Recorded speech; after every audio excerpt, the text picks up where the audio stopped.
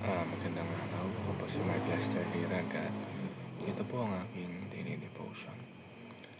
Paano kung walang Diyos? Tinalakay po ni Pastor Russell Ocampo sa 365 Daily Devotion.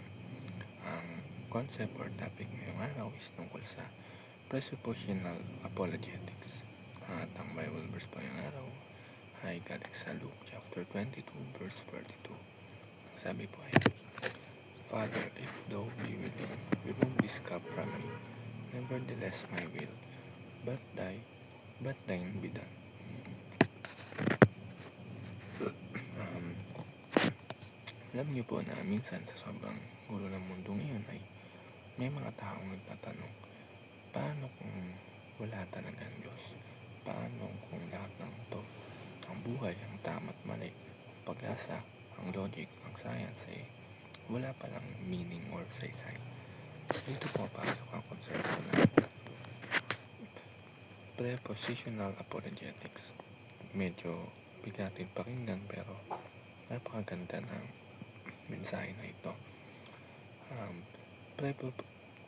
Presuppositional apologetics ay isang paraan ng pagdedepensa sa pananampalataya na nagsisimula sa idea na kayang lahat ay may tinatawag na presuppositions o mga pangunahing paniniwala. Lahat tayo, Christians man o hindi, may mga inaakalang totoo bago pa man magsimula ang usapan.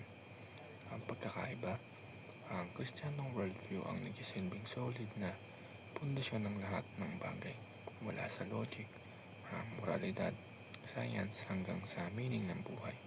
Sa madaling salita, kung walang Diyos, wala ring saysay ang lahat. Ang first teaching ngayong araw is the Bible is the highest authority. Hindi ang feelings natin, hindi ang opinions ng tao, hindi ang culture, kundi ang salitaan ng Diyos mismo. Kaya kung ang tanong ay paano kung walang Diyos, ang sagot diyan ay wala tayong objective basis ng truth. Pero dahil meron tayong Diyos at ang kanyang salita ang pinakamataas na otoridad, meron tayong matibay na sandigan. Ang second teaching is the Bible interprets people and the world. Kung wala ang Bible, ang tao ang gumagawa ng sarili niyang meaning. Pero sa Bible, makikita natin kung sino talaga tayo. Makasalanan, nangangailangan ng grace, pero mahal na mahal ang Diyos. At ang mundo, hindi aksidente. Ginawa ito ng Diyos with purpose. Kaya kapag tinignan natin ang word sa lente ng Bible, nagkakaroon ng liwanag at direksyon ng lahat. At ang last teaching is, the Bible shapes our worldview. Kung anong paniniwala mo, yun ang magiging batayan ng buhay mo. Kung naniniwala kang walang Diyos, baka isipin mo lahat naman ay relative, depende sa tao.